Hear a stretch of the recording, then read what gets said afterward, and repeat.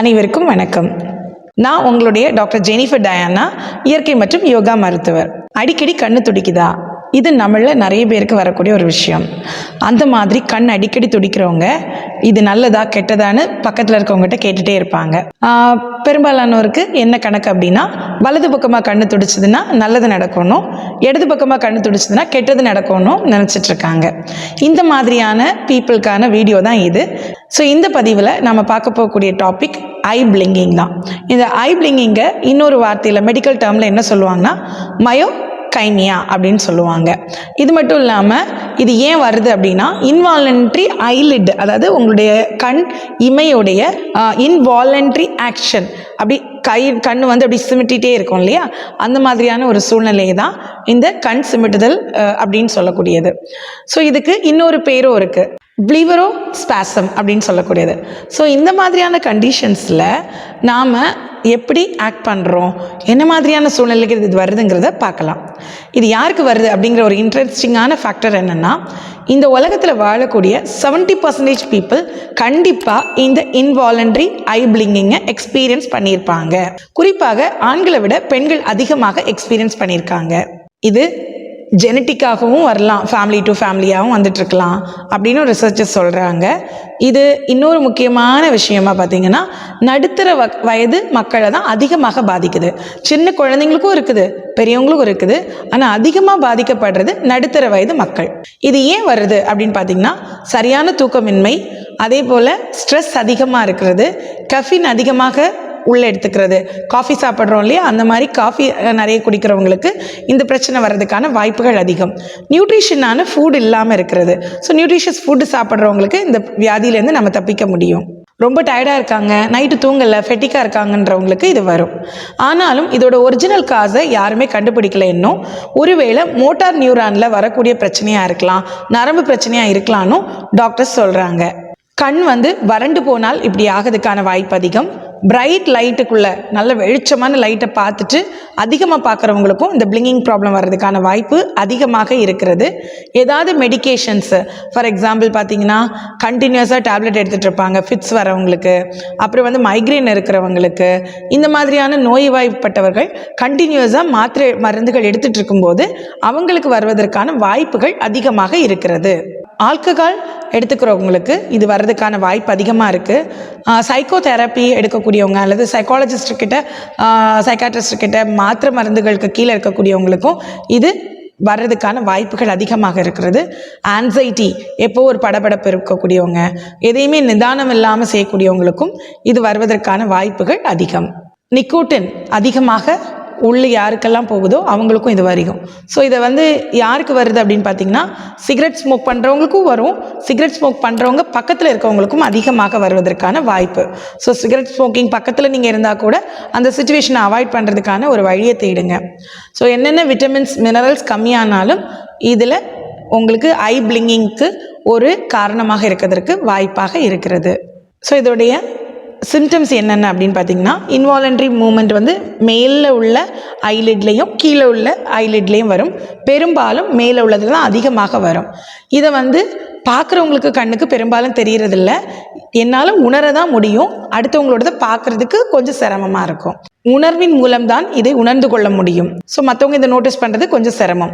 Some செகண்ட்ஸில் ஆரம்பித்து மினிட்ஸில் வரைக்கும், சில நேரங்களில் மணிக்கூர் கணக்குக்கு இந்த ஐ பிளிங்கிங் இருப்பதற்கான வாய்ப்புகள் அதிகமாக இருக்கிறது. இந்த ஐ ட்விச்சிங் வந்து ஒரு சிலருக்கு ஒரு சில செகண்ட்ஸில் காணாமல் போயிடும், தானாகவே காணாமல் போயிடும். இதுக்கு பெரிய ட்ரீட்மெண்ட்ஸ் எல்லாம் எடுக்கணும்னு இல்லை, தானாகவே காணாமல் போயிடும்.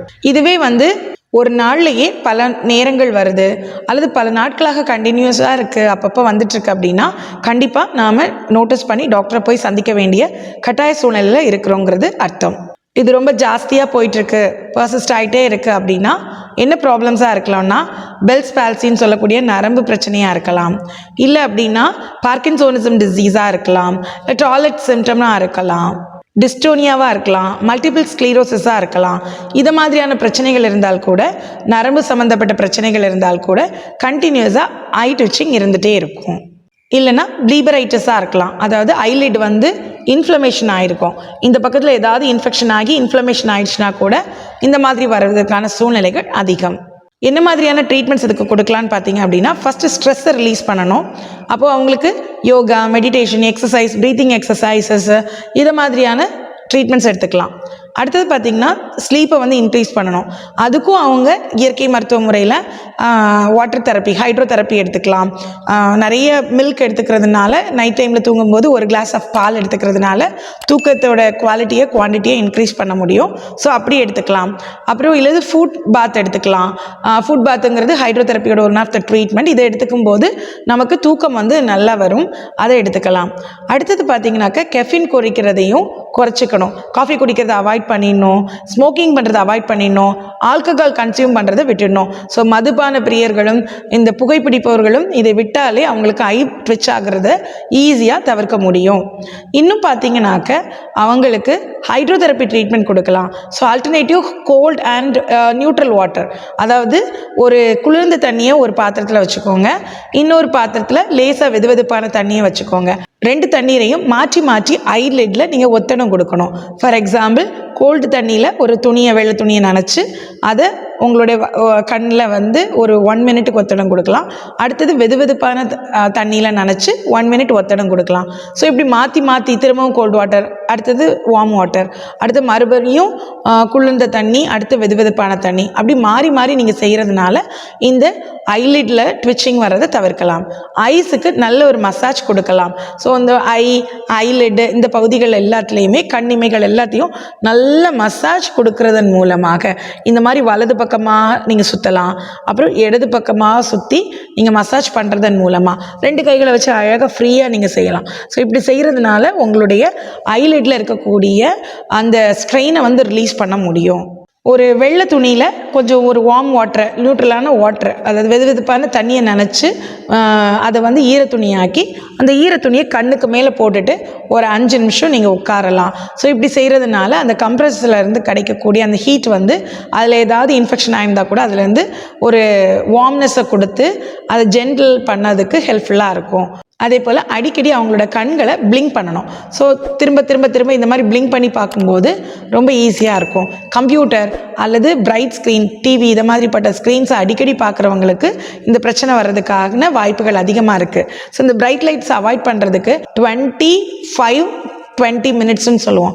அதாவது 20 நிமிஷம் வேலை, 5 நிமிஷம் ரெஸ்ட்ரிக்ஷன். அதாவது ஸ்க்ரீன் லைட்டுக்கு எல்லாத்துக்கும் ரெஸ்ட்ரிக்ஷன் கொடுத்துட்டு ஐயை வந்து எக்ஸசைஸ் பண்ணி ரிலாக்ஸ் பண்ணணும். மறுபடியும் 20 நிமிஷம் வேலை, மறுபடியும் 5 நிமிஷம் ரெஸ்ட்டு. இந்த பேட்டர்னில் போயிட்டு இருந்தோன்னா இந்த சிஸ்டமில் ஒர்க் பண்ணும்போது, அல்லாட்டி நீங்கள் டிவி பார்க்கும்போது, பிரைட் லைட் எக்ஸ்போஷர் பண்ணும்போது வரக்கூடிய பிரச்சனைகள் வந்து தவிர்க்கலாம். ஸோ கண்கள் வந்து எளிதாக பாதுகாக்கக்கூடிய முறைகளில் தான், அதுவும் குறிப்பாக இந்த கம்ப்யூட்டர் சிண்ட்ரோம் இந்த மாதிரி பிரச்சனைகள்லேருந்து பாதுகாக்கக்கூடிய ஒரு மெத்தடு தான் இந்த 25-20 அப்படிங்கிறது. ஸோ இதை நீங்கள் ஒரு ஃபாலோ பண்ணுறது பெஸ்ட்டாக இருக்கும். உங்களுக்கு தேவையான நியூட்ரிஷன்ஸை ப்ராப்பராக சாப்பிட்றது. ஸோ ஊட்டச்சத்து நிறைந்த உணவுகள், வைட்டமின்ஸ், மினரல்ஸ் எல்லாம் நல்லா கிடைக்கிற மாதிரி சத்தான உணவுகளை சாப்பிடும் பொழுதே உங்களுடைய உடல் ஆரோக்கியம் அடையும். உங்களுடைய அந்த நரம்புகள் துடிக்கிறது கொஞ்சம் குறைவாக இருக்கும். ஆட்டோமேட்டிக்கலி படிப்படியாக குறைந்துடும், இல்லாட்டா கம்ப்ளீட்டாக ஸ்டாப் ஆகிடும்.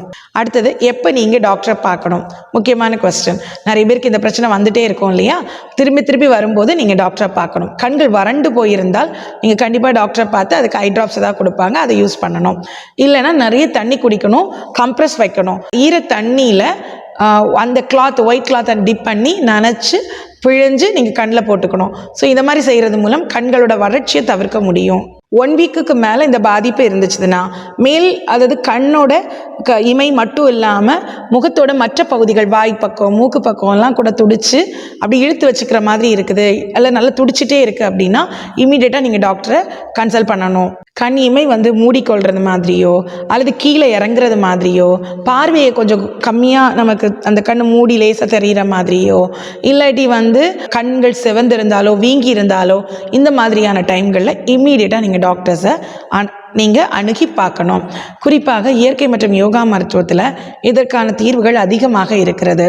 ஏன்னா இதெல்லாம் சிம்பிளான ஒரு விஷயம், நம்ம இதெல்லாம் சாதாரணமாகவே தானாகவே தீர்ந்துடும். இதற்கான தீர்வுகளுக்கு இயற்கை மற்றும் யோகா மருத்துவரை அணுகுங்க. இயற்கை மற்றும் யோகா மருத்துவத்தில் வலி இல்லாமல், எந்த எக்ஸ்பென்சிவும் பெருசாக இல்லாமல் இயற்கையான முறையில் கிடைக்கக்கூடிய பொருட்களை வச்சு உங்களுக்கு ட்ரீட்மெண்ட் பண்ணப்படும்.